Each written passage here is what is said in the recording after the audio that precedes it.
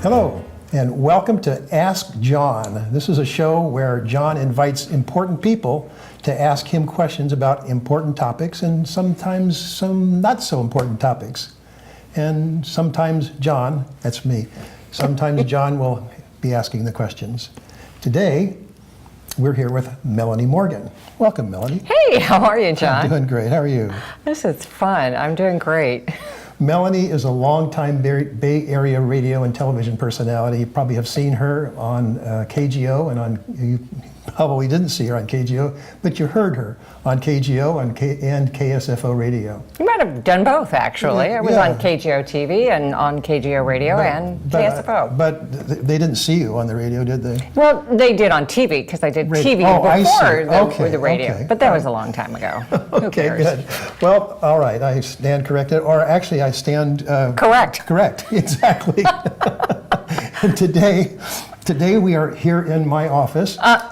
No. No, no, I guess you're right. No. Melanie, doesn't this look like my office? You've not seen really. my office. No. It doesn't look like my office. Not at all. Okay, well, all right, I'm caught. Busted. We're at Busted. Right now we're at Novato Community TV Studio, and well, if you look at this background, and if you've watched any of Novato Community TV, you know that this is not my office. This just looks like rearranged. It's a fake office. It's just it like works. all the other, And Pam Hesley is not here today, but Marcus Oken is at the controls, and Nick is here helping out. I'm not sure what Nick is doing, but Nick is a great help, and I think we're ready to go. Melanie, I have this problem, and it's just difficult for me. I'm starstruck. Oh, come on, John. I'm so nervous being around a celebrity. Sometimes I'm just not sure what to say. And do you remember and we talk quite a lot. I mean, we see each other about once a week for coffee and with a small group. And the first time I met you, I called you Morgany Mellon. Yeah, I'd forgotten that. I do remember that now, John. So I'm just owning up to it, and I feel better already. What do you do? How do you react when you meet a celebrity? Probably the same way you do. I get nervous. You know, I have the same thoughts as anybody else when I meet a celebrity, and I've had the opportunity to do that. But, you know, the thing that I really try to remember is that I have to be dazzling and fabulous, of course. And you are. Well, thank you. I try hard. Okay. But, you know, I get nervous and I start wondering, am I talking too much? Am I talking too much? Am I still talking? Am I saying anything that's interesting? Usually not so much. Yeah. So I just, try to move away as quickly as possible. Well, I haven't met a whole lot of celebrities. I almost met Arnold Schwarzenegger once. He just went skiing right by me. This was quite a long while ago. It was before he was governor. And I was probably on the ground picking myself up from the third crash down the hill, and he just came slushing down. It was beautiful to see the way he was skiing. And it took me another hour to get down to the bottom. And as I got there, I took my skis off and started walking into the lodge, and he came out and he looked right at me. He was standing right there. So it was a near meet. It was a near miss. And I could have put my hand, he would have shaken, I know he would, and all I did is I just stood there. And my son walks over to me and he bumps me and he says, "Dad, what are you doing? Come on, Dad." Come on. He was so disgusted. He was 17 years old, so well, they get embarrassed easily, yeah. Any other stars? Well, I sort of met Sharon Stone. Whoa. I did. No, yeah. seriously, you Yeah. did or didn't No, meet? I learned something from my encounter with Sharon Stone. You know how in the U.S. we say if you lose all your money, you lost your shirt? Yes. In Italy, they say you lost your pants. I lost my pants. That's what they say in Italy. And I learned that in the shoot. And she said, well, I probably can't talk about this on TV. You're not going to tell us? I don't think. She told me she did. She told me that I had nice legs.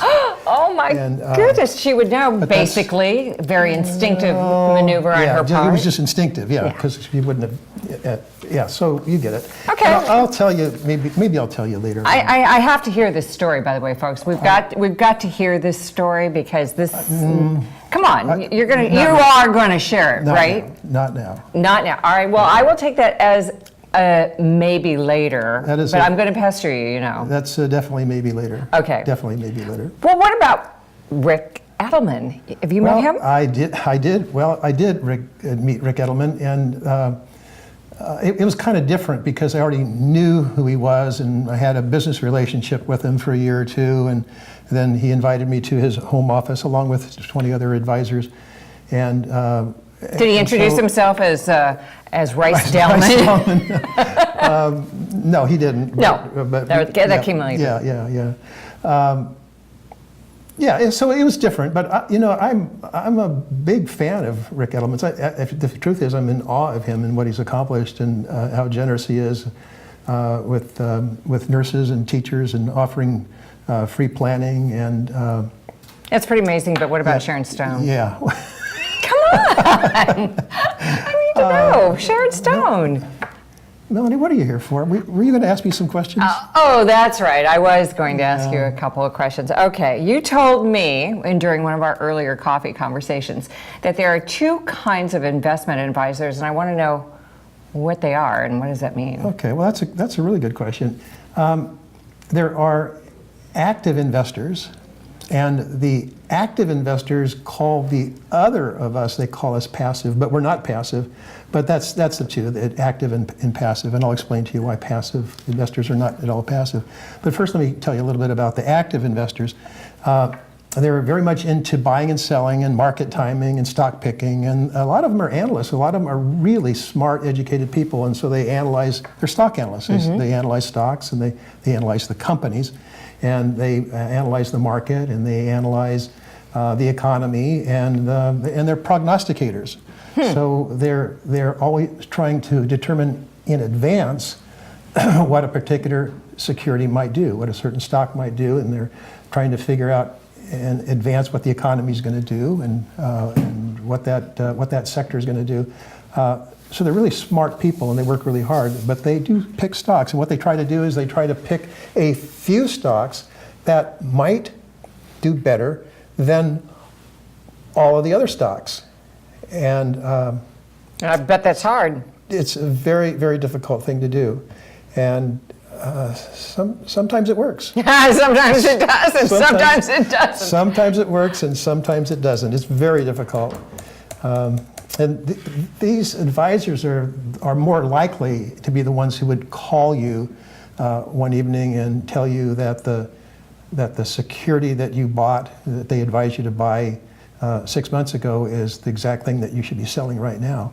And are you that kind of financial advisor? I am not that kind of financial advisor. Got it. And I'm glad I'm not, because I like to have a tighter, closer relationship with my clients, and I like to be focused on the clients. One thing we do is something that is sometimes called asset class investing. Marcus, would you put that chart up, please? Yeah, because I'm curious about this other type of investing. Yeah, so what we're looking at is a portfolio of stocks and bonds. And if you look up to the top left, we're looking at a portfolio of stocks, and looking down there, those were domestic stocks, and below are international stocks. And on the right side, we have bonds, and below we have real estate, natural resources, and something called exponential technology. We may talk about that a little later. These are all asset classes. So U.S. large cap, looking up again at the stocks, U.S. large cap value, U.S. large cap growth, each one of those are asset classes. So we're actually diversified over 19 different asset classes. Okay, so let's talk a little bit about diversification, because that's a term I've heard in any conversation with a financial advisor. Right. Is you need to be diversified, but I don't really understand what that means. Right.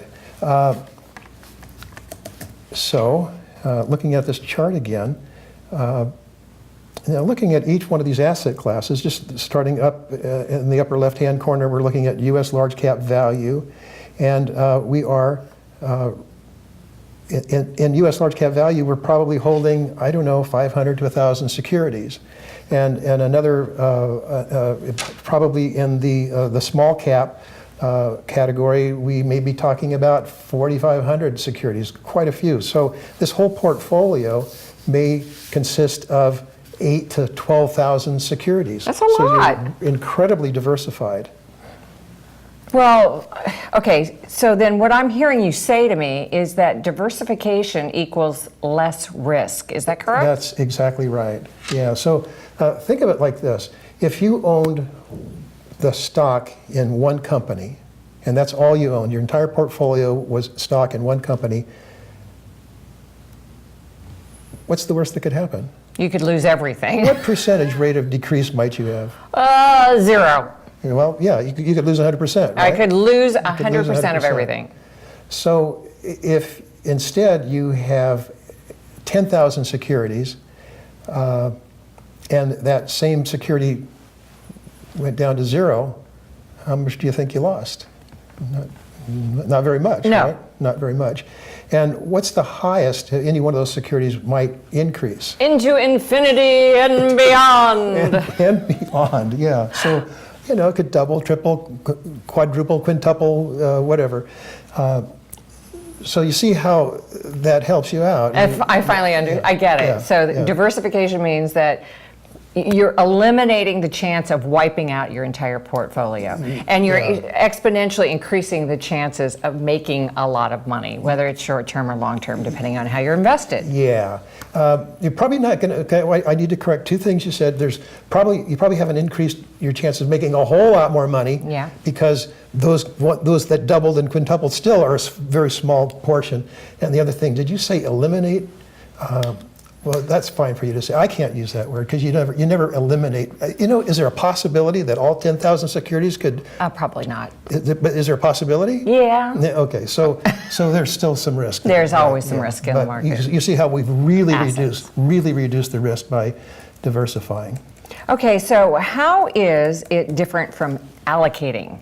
Diversifying versus allocating? Right. So, okay, looking at the chart again. We're allocated over 19, we have 19 different asset classes. Okay, what was your question? Allocation versus diversification. How is it different from allocating? Right. So we're diversified and we have an allocation. Looking at the chart here, we got 40%. In stocks, domestic stocks, 10% in international stocks, 35% in bonds, and 15% in other. So that's the allocation. The allocation is actually 65-35, 65% stocks and 35% bonds and cash. So that would be a moderate portfolio. If you wanted to be more aggressive, you could have 100% in stocks. And someone who's very young and has a lot of money, has a lot of time. They might be. They could go 100% stocks. That wouldn't be such a bad thing. Someone who's close to retirement or in retirement, that's not a good place for them. In some cases, the 65-35, the moderate portfolio, that could be okay. But in many cases, it should be closer to 50-50. And so how do you decide? Some people like my 92-year-old mother probably ought to be 20-80. You see? Yeah, for sure. But is age the criteria, or what are the factors that go into allocation? Yeah, there's a lot of factors. I figure it out mainly through doing a financial plan.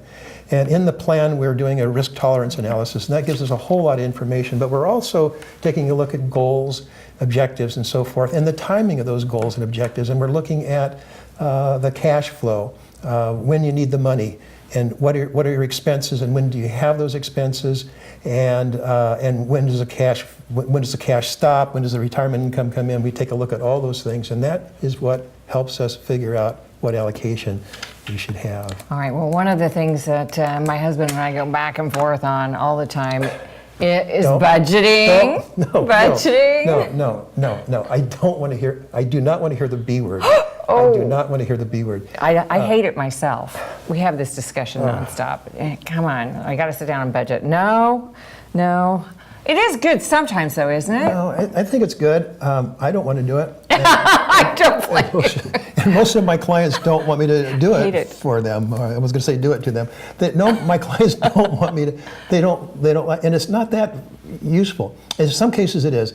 But I'm not really interested in telling you how to spend your money. I'm more interested to know how you want to spend your money, and then I want to help you find a way to buy those things you want to buy and live the way you want to live. Often we do what I call an expense. We put together an expense spreadsheet to figure out how you're spending your money, but that in no way tells you, at least it's not my recommendation, is how you should spend it. When we identify your expenses, then you are more likely to take a look at your priorities. I hate that. So that's helpful. That's helpful. And, I know you need to do it. Yeah, well, some people, and I never really press this issue with my clients, but I would say most of my clients do that. Yeah. Most of them do it. But there's quite a few who don't, and I never push it. They do it because they want to, and they find value in it. The main thing I want to know is I want to know how much you're spending. That's really important. It's important to know how much you're spending, and it's important to know how much you intend to spend when you retire. Okay, so we've dealt with budgeting, or the B word, as you like to refer to it. What is a financial plan? Because I know that's your goal for all of us, is to have a financial plan. It's something that pretty much everybody needs, right? I think so. Yeah. I think so. Yeah, you think so? That's what I do. Yeah, that's what I do. It's incredibly useful. We were talking over lunch about how we're planning for the future. We all talk about planning for the future. I don't think so. I think we're planning for now. I think the real value is what you get out of it now when you plan for the future. Because we all worry about what our future is going to be. And when we start doing the planning, we might identify things that we don't really like a whole lot, but we stop worrying because we know what the situation is and we know what the solutions are. Maybe sometimes the solution is, hey, I'm going to have to work a little longer. And that might not be such a bad thing. Well, we're living longer, right? Well, that's right. Hopefully. That's exactly right. From my lips to God's ears. Well, tell me a little bit more about the financial plan and what you would prepare for us, you know, if I were sitting down at your office. Well, we take a look at mainly we're looking at your goals and objectives. We're helping you prepare for retirement, for education planning. Are your children going to school? And by the way, what's most important? Do you take care of your retirement before you take care of your children's education? It's a really tough thing. A lot of people start investing and saving for their children's education and neglect their own retirement. And then what happens when they get along to retirement age? And the children are going to take care of them. I mean, it's a tough thing. It is. You know, yeah. I think the 24 hours after my son was born, I started socking away money. And I didn't even think about retirement really until years and years later. Yeah. We got kind of lucky because there was some money from a 401k, but I really didn't know what I was doing. I really should have had a better plan. And I really wish you had been in my coffee group a lot earlier than you are, John, honestly. Well, I would have helped you. And then we're taking a look at disability, what happens if you're disabled, long-term care needs, wills and trusts and taxes. I don't do people's taxes, but I do a tax analysis as part of the financial plan. Of course, we refer all of these to appropriate professionals to do the tax planning and to do the wills and trusts and so forth. Well, that's important because I was just thinking about this the other day. I've started a new business and I have no idea what kind of tax consequences this new business is going to have because I've done it a certain way for a long time. So that's an important consideration, right? It is, yeah. Yeah. All right. That's one of the cases where we would update a financial plan. I love it when I'm working with a client and I have all the data and I know what they're trying to accomplish, and then all of a sudden something happens. They sell their business, or they buy a new business, or they get an inheritance. It's kind of a curveball, but I love it because we're so prepared. We already have all the data, and I already know what's in their minds and what they want to get out of life. And that's where I feel like I'm really valuable to them. Yeah, that one-on-one relationship. Yeah. And you were talking earlier about you like to update plans fairly regularly, right? Right. My default is quarterly. Yeah. And I've always thought, quarterly reviews would be the way to go. And it didn't take me very long to learn that not all of my clients want to see me every 3 months. No, we like you, John, but I'm not sure we like you that much. So, all right. Who needs a financial plan? so this is what I do. When I'm finished with a review meeting, before they leave, I schedule the next appointment. And usually that's 4 or 5 months in advance. Okay. So I have my calendar already booked into January, February, March. Okay, so who needs this financial plan? Is it everybody? Is it your cousin Herman? Is it Uncle Joe, who's kind of crazy and we don't like to talk about him? Or all of my clients need a financial plan. Okay. All of my investment clients need a financial plan because I don't know how to advise them on their investments if I don't do a plan for them. That's how I Gotcha. get my data. Got it. Yeah. All right.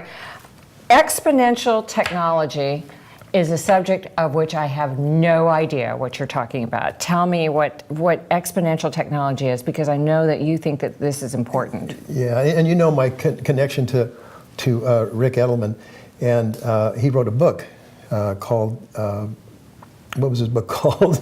Let's see. The Truth About Your Future. That's it. And it talks about he's kind of a guru on exponential technology. I know. Very, very successful. I've heard him talk about it. Yeah, very successful advisor, but he's put a lot of time and effort, and he's given seminars on exponential technology. Exponential technology is about the technology growing exponentially.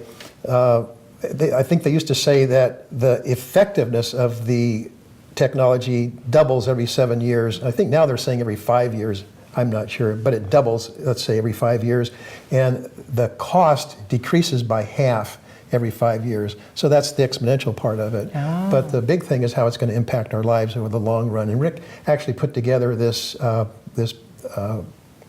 fund. He actually had another company create a fund. He didn't really take any ownership in it, but he convinced them. There's all kinds of technology funds out there right now. And Rick says, okay, they're all invested in technology companies, but there are going to be so many companies that are going to benefit by this technology. Let's own them. So for example, the fund might own Pizza Hut. Oh, they're not a technology company. Why would So what up? So the Xbox is the technology, and the kids are playing on Xbox. They pause it, and they can order a pizza from Pizza Hut right there. So now I get it. So there's a lot of companies that are benefiting by this exponential technology. Just a quick aside on that. Yeah. I was in Iraq covering our soldiers who are serving in harm's way, and the young ones, the 18, 19, 21-year-olds, all had Xboxes. And at the time, I had no idea really what Xbox was, despite the fact that I had 2 boys, because I was kind of like a avert your eyes away from technology thing. But, that's extremely important technology because they learn how to manipulate. Oh, I see. That's training. Yes. Training. Yeah. Manipulation is training. Wow. Yeah. Anyway. That is amazing.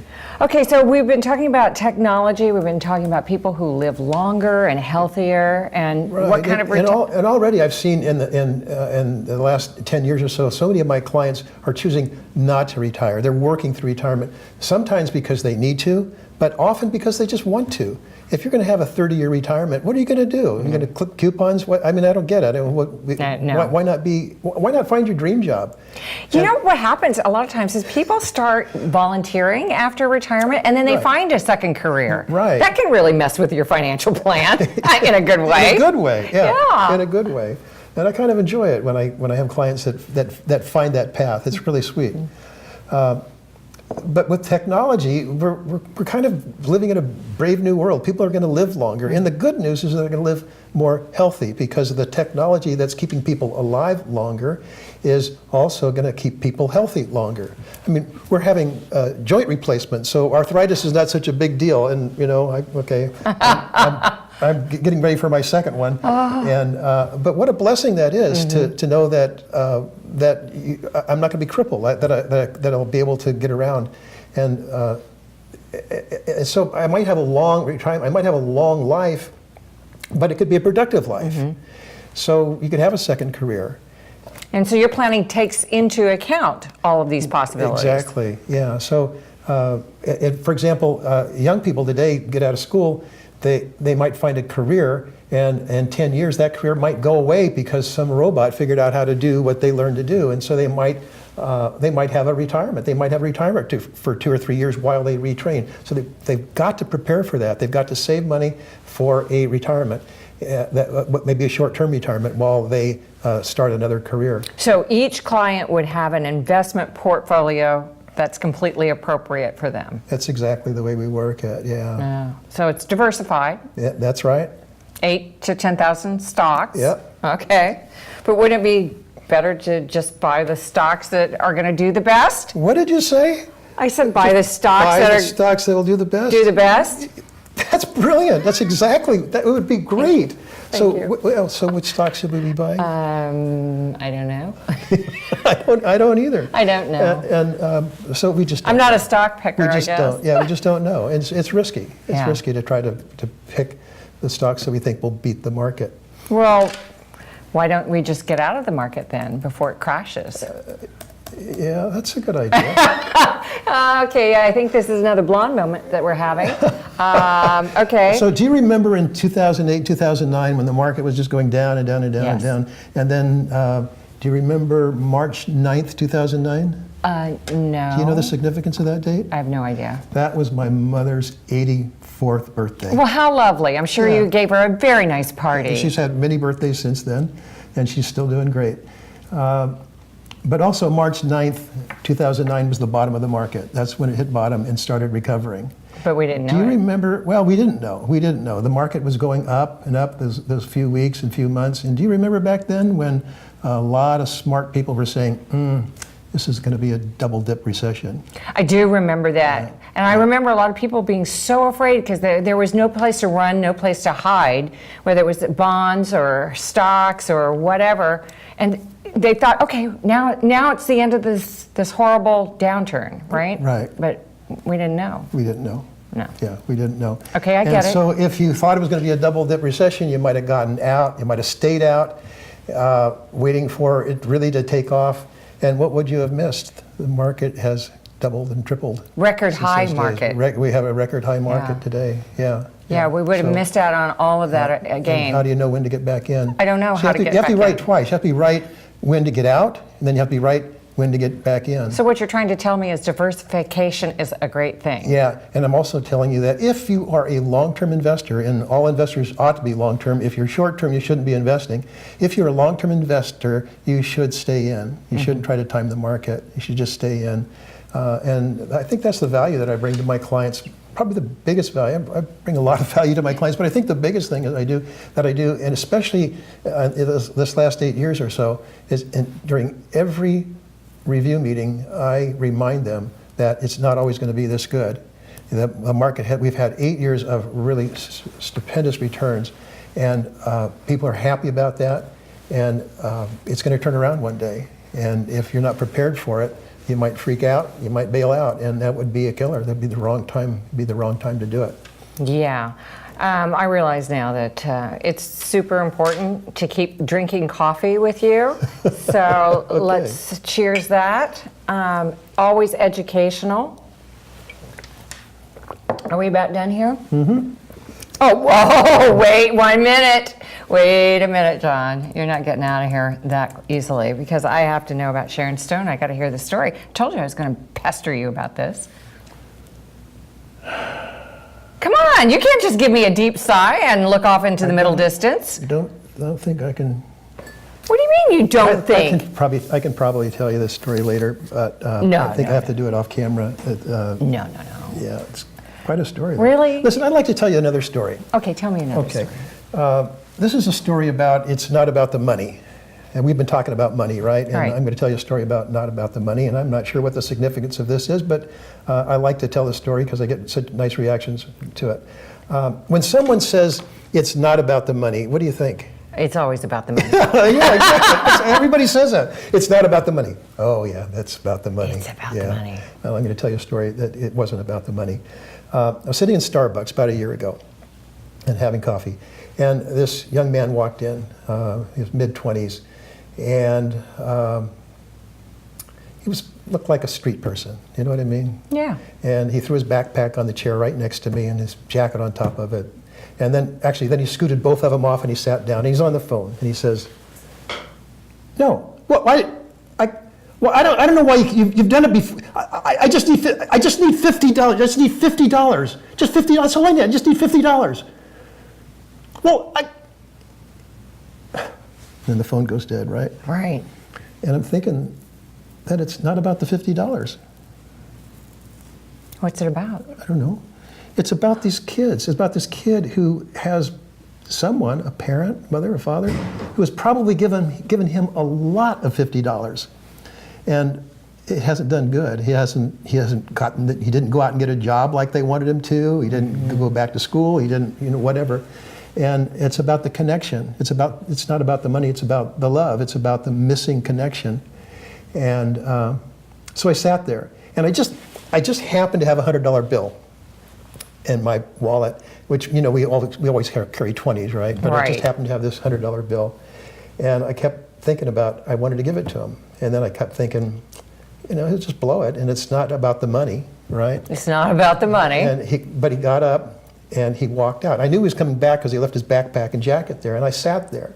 And I sat there thinking about it. I got my wallet out and I pulled the $100 bill out, just a little bit, and I thought about putting it on his chair. And then I thought about how do I feel about putting this $100 bill on his chair? How do I feel about that? Melanie, I didn't feel good about it. No. I felt like it wouldn't do any good, and it might even do some harm. I just didn't know. I didn't know. It might have done a lot of good, but I just didn't know, so I didn't feel good about it. So I put it back, and I asked myself, how do you feel about not putting it there? And I felt like I was missing a big opportunity. Really? It's the only thing I could think of. I was missing a big opportunity to do something. And so he was gone, and I put the $100 bill on his jacket, and I got up and walked out. So I have no idea. I don't even know if the kid got the money. I don't even know. He might have come in, he was in such a state, he might have just grabbed his jacket and backpack and walked out, or maybe somebody else picked it up. Who knows? So what's the point of this story? I don't know. The point of the story is that it's not about the money. It's not about It's not about the money. And that's what I deal with. I deal with money. That's what I deal with. And you know what? It's not about the money. It's about how you feel in your life and what the money could do for you. So what about Sharon Stone? So, You're not going to tell me. Melanie, I'm so glad you joined us this afternoon. Oh, well, thanks. I appreciate being invited here to hear your stories. On the first episode of Ask John, I really appreciate that. Yeah, anytime. And thank all of you for joining us. I think I might be back. We might have a couple more episodes of this show, and I hope Melanie comes back one day for that. Just remember, it's not about the money, and he's not going to talk about Sharon Stone. And thank you for joining us. Until next time. And Sharon Stone did this television commercial that aired in Italy, but they shot it in Oakland. Okay. And so, I do have this sort of a hobby of acting, and I've done a lot of television commercials. And so I got a call. They wanted me to be an extra in this show. So I told you that in Italy, you don't lose your shirt, you lose your pants. Yeah. So, okay, so... And the expression, that is. Right, yeah. So the casting director called me, which is really odd for a casting director to call, and I think he was just having a lot of fun. He said, okay, John, I'm calling you about wardrobe. I want you to be there at 8 o'clock tomorrow morning, but I'm calling you about wardrobe. You have a conservative tie. I want you to wear a conservative shirt, like a blue shirt, conservative jacket, kind of like what I have on now. And dark dress shoes and dark socks. Okay. I said, what are we missing here? What are we missing here? Shirt, jacket, shoes. Pants. What are we missing here? And then he started laughing. He said, now you can wear boxers or briefs. He said a lot of the people there in the shoot will be wearing both, boxers and briefs, right? Oh my God, where's this story going? The deal is there were 60 or 70 of us, men and women, dressed like that downtown Oakland. They closed the street down, for the shoot, like they do normally. But we just were walking around this bank in Oakland, and just kind of getting background shots. And then, of course, Sharon Stone wasn't on the set. Clearly, she doesn't know the real John Reicher.